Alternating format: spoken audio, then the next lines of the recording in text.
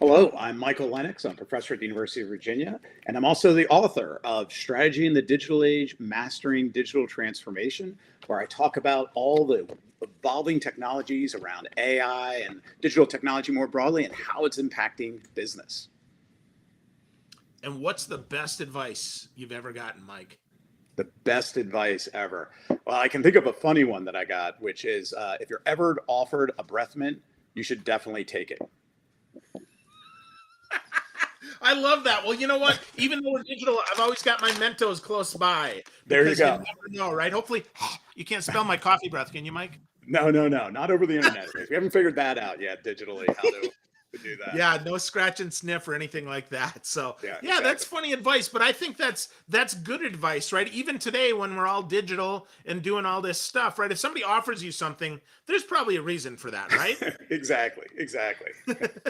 Right on, man. Well, congrats on the book. Lots of awesome stuff in here that we could cover here. So much to cover, but I have to ask. So, talk to me about what the heck digital transformation means to you first. How do you define that?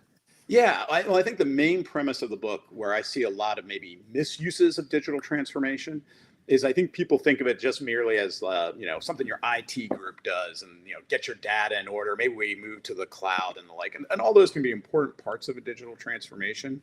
But the main point of the book is that often what's happening with digital technology is fundamentally changing the basis of competition. It's creating new ways to create customer value. It's creating new ways and new business models that you can create, new ways of capturing value. And if you don't understand that, if you don't understand kind of some of the fundamental economics of platforms and what we call network externalities, you might miss the bigger picture. And so the point of the book is to really help you understand the strategy part of digital transformation, in addition to some suggestions on how you execute and implement that. Awesome. Yeah, I think that is important. That is a fundamental shift, and that is different, right? For a lot of people, they're still not sure. They're still thinking, "Oh, well, maybe I'll just use ChatGPT, or Right. I should be on Threads, right? This week, that's probably the hot thing, right? And that Right. and that's not it. But I love that in the book, you kind of lay out the six kind of core principles there that we're gonna talk about today. The six chapter. Part one, though, with three parts, is what impact does digital transformation have on the nature of competition? That's kind of what you alluded to there. And then how do I actually do it so Right. that we can flourish? So I think that's great. With that, I'd be remiss if we didn't start with just a little bit of AI talk here. So Yeah. I mean, because AI is so fascinating. I mean, really, it's been around for a while, but yet until ChatGPT came out, it wasn't really in the common vernacular. A lot of, unless you're a geek like us, right? You probably didn't really think too much about it. So, why did ChatGPT shift that conversation, do you think? Well, to date myself, I did systems engineering degrees, my bachelor's and master's, back in the early 90s. And even then, 30 years ago, we were talking about AI. We were talking about things like machine learning. We were talking about things like neural networks. These general concepts were out there. But I always like to say there were two things missing back in the early 90s. One, processing power. The processing power we possess today just dwarfs what we, had back in the 1990s. And then the second thing is data. And what you're seeing, especially with the generative AI, the large language models, is it takes a lot of data, right? It takes a lot of data to train these algorithms to do what they do. And so we've kind of finally, faced that maturity point where we're seeing, I talk a lot about in the book, the S curves of technology. And so you're hitting that sweet spot where you're getting exponential growth and improvement in the technology. So to your point, this has been around for a while. This isn't necessarily new, but clearly the release of ChatGPT 3.5 was a seminal moment that suddenly everyone began to wake up to what this technology can do. Yeah. Well, I think bandwidth was a big part of it too. I mean, back Yeah. in the 90s at 9600 baud, we weren't doing much. I mean, it would take an hour to download a picture or Right, those right. crazy ASCII Christmas cards that people would send us. I try to explain this So, to my kids and they just don't understand, like the old, AOL days of dial up. yeah. Yeah, the V90 hooked up and now I got Exactly. 23K more bandwidth. Woohoo, yay, right? Yeah. Well, and I talk, and one of the things I talk about in the book is it's really kind of three core technologies. So one is processing power, and you probably are familiar with Moore's law, this idea that we see a doubling of processing power roughly every 18 months or so. Clearly bandwidth, especially now with the rise of 5G and the things coming down the pipeline, has been critically important. And then the third one I would say is storage. Our ability to store massive amounts of data, especially with cloud computing now, has allowed us again to start to make use of some of these tools like AI and analytics that just again didn't work even a decade ago. Yeah.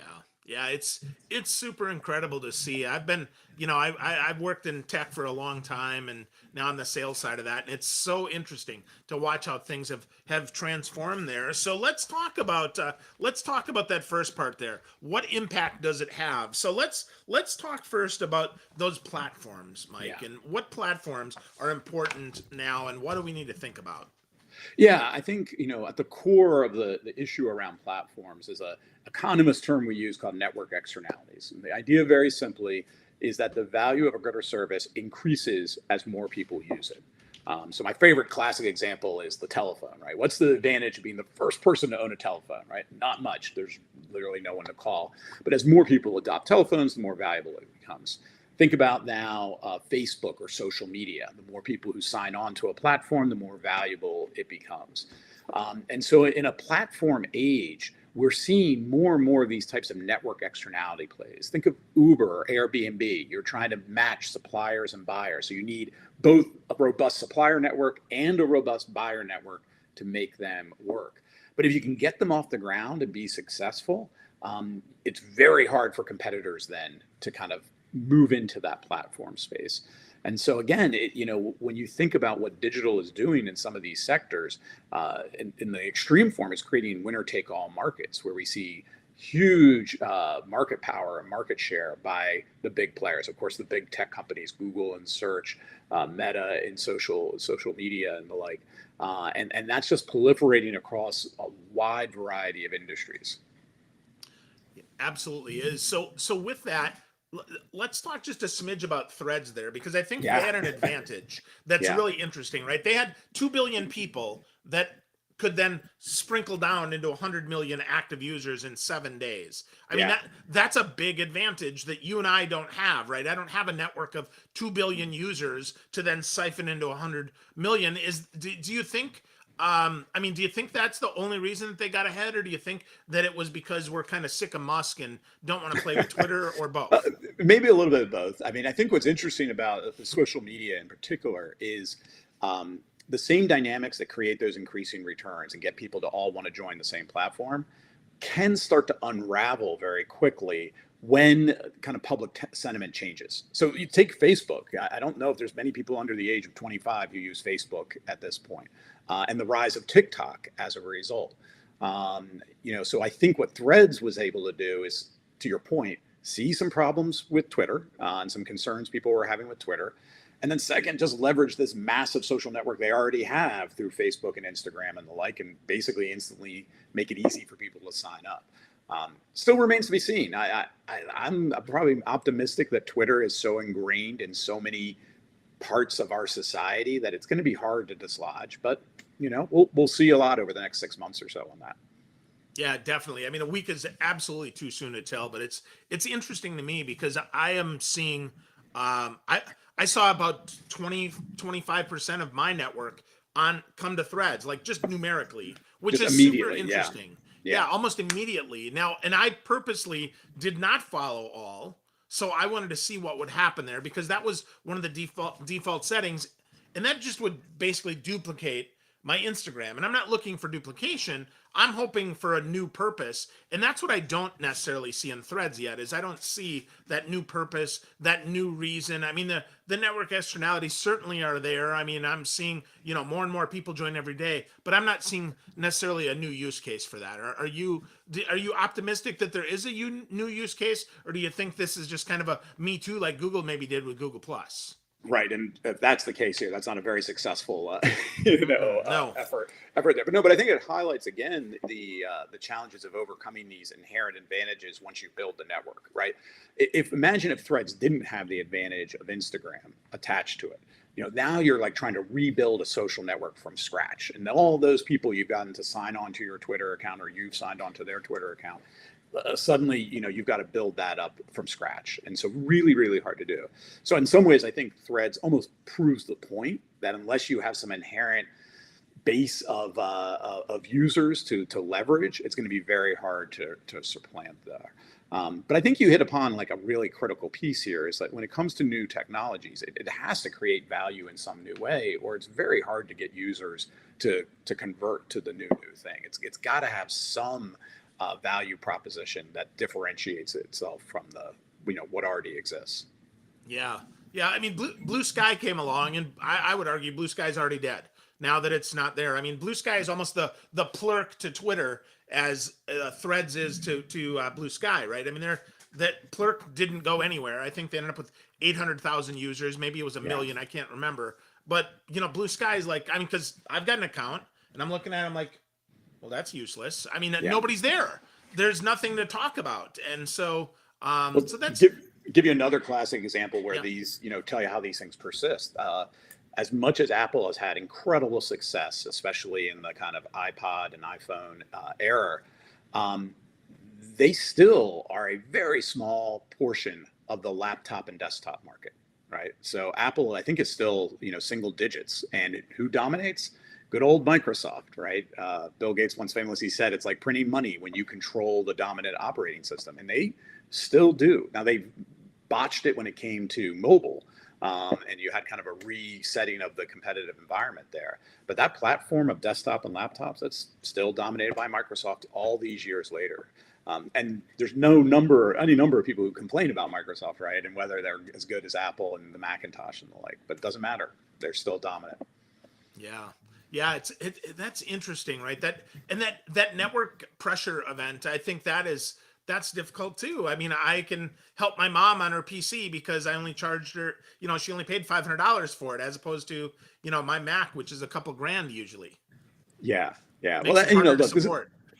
This is something I talk about, quite a bit in the book, is what we call the strategist challenge, which is a very basic strategy framework in general. But it's the idea that valuable competitive positions come out of the intersection of your mission and values. That's absolutely critical as you're an organization, the opportunities the market provides, and then your capabilities as an organization. And what makes digitization so disruptive is often the opportunity set is moving away from where your historic capabilities have been. And what makes it challenging, especially for a lot of incumbent companies, is you just don't throw away everything you've done in the past and reinvent yourself anew. I can't think of a single example of a company who was able to successfully do that. So what you need to do is evolve your capabilities. How do you take what has made you successful in the past and evolve it in a way that you can succeed in the digital age? Unfortunately, I can come up with so many examples. The book talks about them of companies who failed in the face of these disruptions. Everyone from Kodak to Blockbuster Video and the like. So it's difficult. It's challenging to do, and hopefully the book is kind of providing some guidance. But I think one of the things that's an important point is that I say this all the time, but I run into companies who say things like, "I want to be the Google of X." And I look at it and I'm like, you're not going to be the Google of X. Google's going to be the Google of X. Like, they're much better positioned for what you're trying to do. You need to go back to the drawing board and maybe rethink how can you leverage what advantages you do have to find a viable position in an evolving marketplace. And that might be, like we were just saying with Apple, maybe it's a high end, high willingness to pay, almost niche position in a market. That's, that can be a very viable position in the market. Maybe you partner with one of these platforms and not try to like create your own platform. And that might be the best strategy for you moving forward. So a lot of what the book's trying to do is provide you some frameworks and guidance on really how to think about that positioning question, especially the first half of the book. Yeah.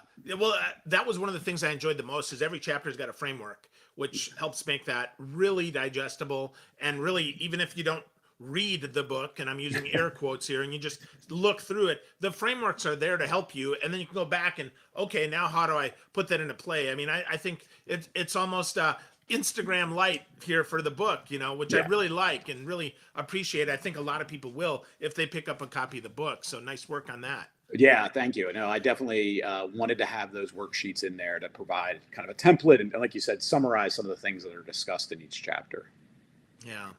Cool. So we've got two more in the first section. We've got competing and appropriating. I think let's talk about appropriation because I Yeah. think that is often the concern. You talked about oh well, why don't I just partner with one of these big people? But then we see Facebook basically rips off Twitter and Right. steals everything that they've got. Now they say they have no engineers that they took from Twitter to go on Threads. Whether or not that's true or not remains to be seen. But appropriation, what talk to me about that, Mike? Yeah, I mean, it's one of these kind of economist terms that we use, but it really refers to this idea that, hopefully what you do creates value, and it creates value for numerous stakeholders, your customers, for your employees, for your shareholders, and like. But of course, you want to capture some of that value yourself, right, for your investors and money. And you just hit it right on the head, Phil, that all too often, if you're not careful, the value you try to create is appropriated by others. And so you mentioned, some of these platforms. So, Amazon Marketplace has been criticized for this. Apple and the App Store have been criticized for this, that they're extracting much of the value themselves for the third-party developers who are using these platforms. And it often comes down, to, again, kind of strategy 101, where can you create differentiated competitive advantage? Something that you do that others can't do, that make it very hard for them to extract those what we call rents from an economic sense. And again, that can be very challenging in the digital age. But there are lots of different ways of positioning. One of my favorite kind of older examples of this was Qualcomm. Qualcomm at one point competed in the handset market with Nokia and Motorola and the like, and they realized that they just weren't really being successful there. So they moved upstream and decided to focus almost entirely on innovation and patents that they then license to those downstream cellular or handset manufacturers. And they continue to do well with that kind of strategy. So again, trying to figure out what do we do well, what do we do best, and then how do we position ourselves in the marketplace to do that. Well, that's a massive set shift for a lot of these organizations, though, because they want to be, to your point, they want to be the next Google. They think they can be the 1,000-pound gorilla in the room, when in reality, I mean, even Apple isn't the 1,000-pound gorilla in the PC space. So how do leaders help their teams start shifting that? How do they do that upstream and downstream to make sure that's successful? Well, again, I think, this is all about this idea of competitive positioning. How do you foresee a position that you can achieve and have some appropriability associated with it and defend it, from others? That's the key here. I use this analogy that if your digital transformation efforts don't have that strategic position in mind, you could start to do a number of things that maybe are just unfruitful for you. And I've seen so many different applications and efforts that ultimately don't really create much value for companies.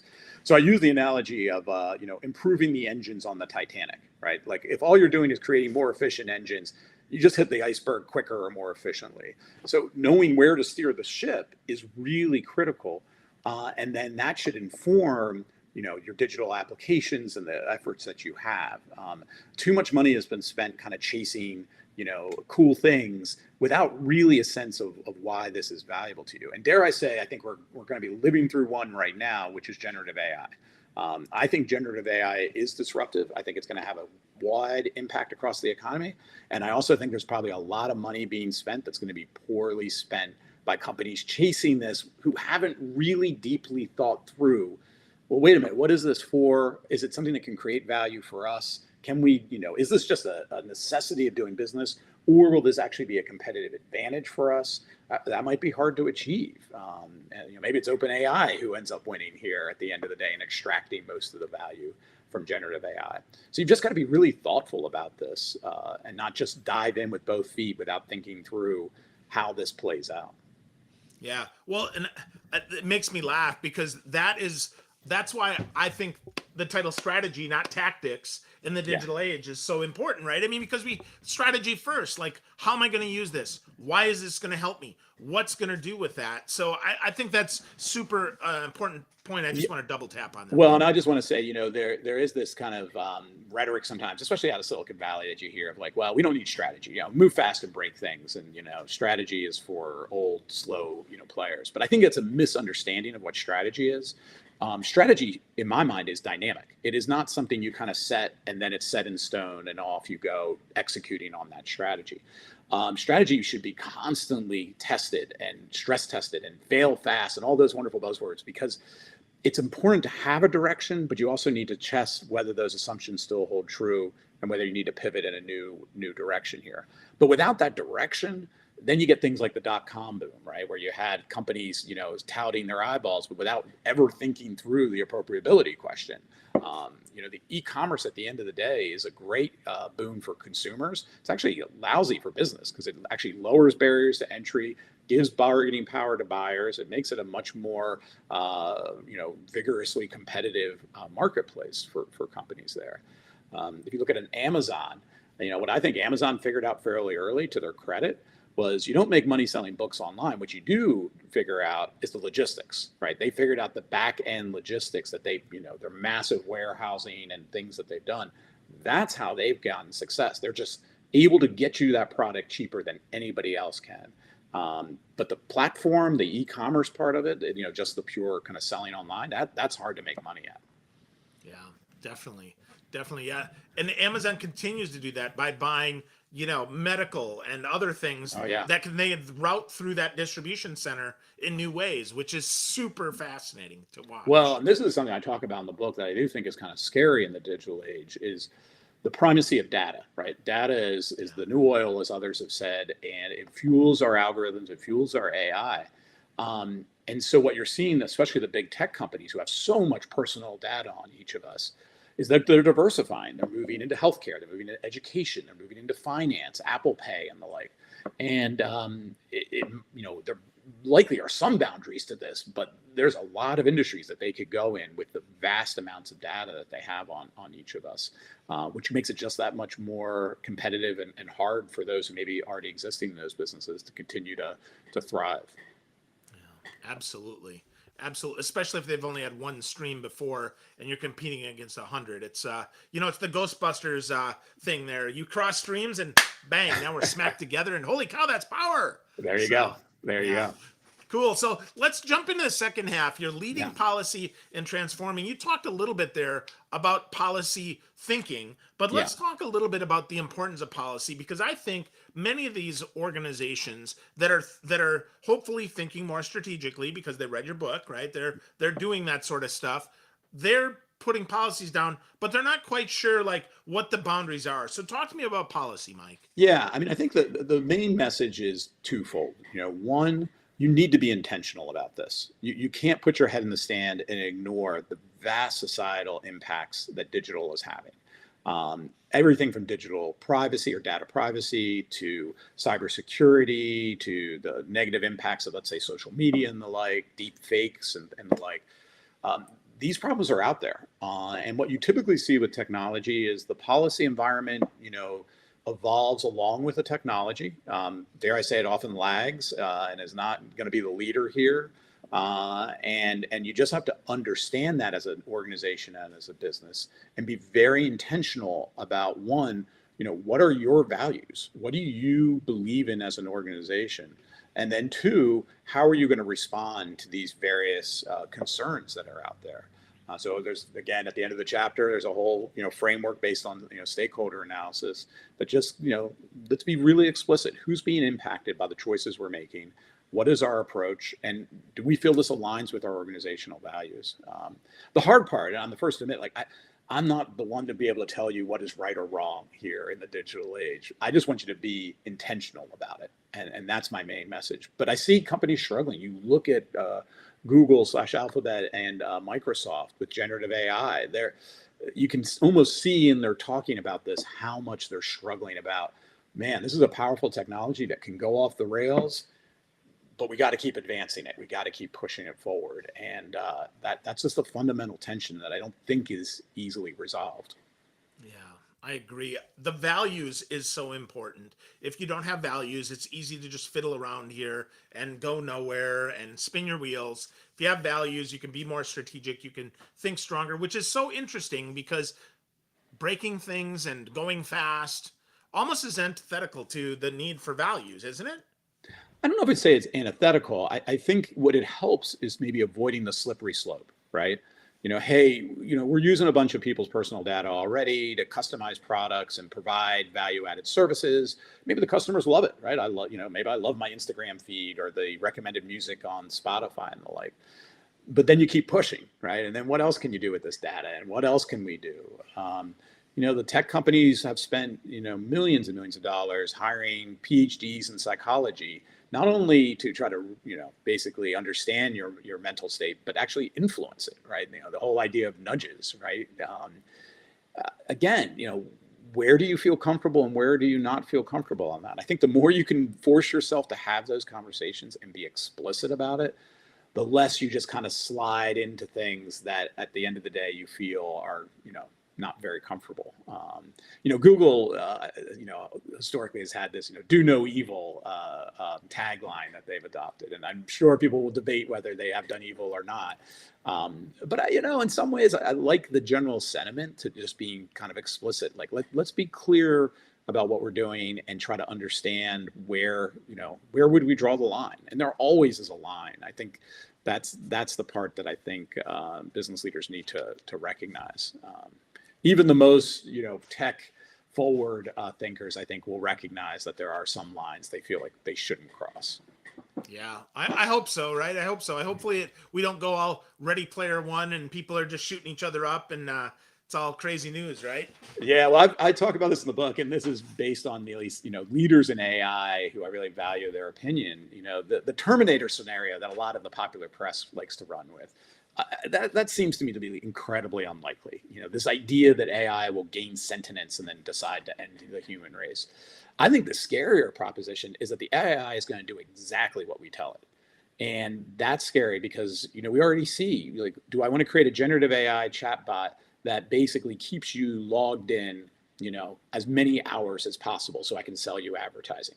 People are developing that. And to your point, like, is that healthy? Is it healthy if people are in a virtual environment, they're all their waking hours? Probably not. And so it's fraught. It is a fraught age. But I think being realistic, you have to recognize that technology is out there. It is going to develop. I half jokingly like to say technology always wins. I can't think of an example where society just said no on a technology, right? Like we just even obviously nuclear weapons, like we still pursued them, and that isn't necessarily a good thing, but it is the reality we often face. And again, the policy environment hopefully will co-evolve with AI as it starts to evolve here.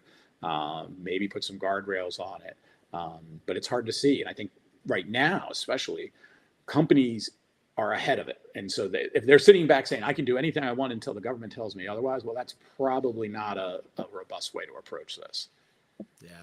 Yeah, I agree. I think the line is still thick and bright, and I think companies just are ignoring the thickness and brightness of it. Yeah, perhaps. So unfortunately, well, cool. Well, before we get to the last part and we talk a little bit about transformation, I just want to let folks know where they can get more from you.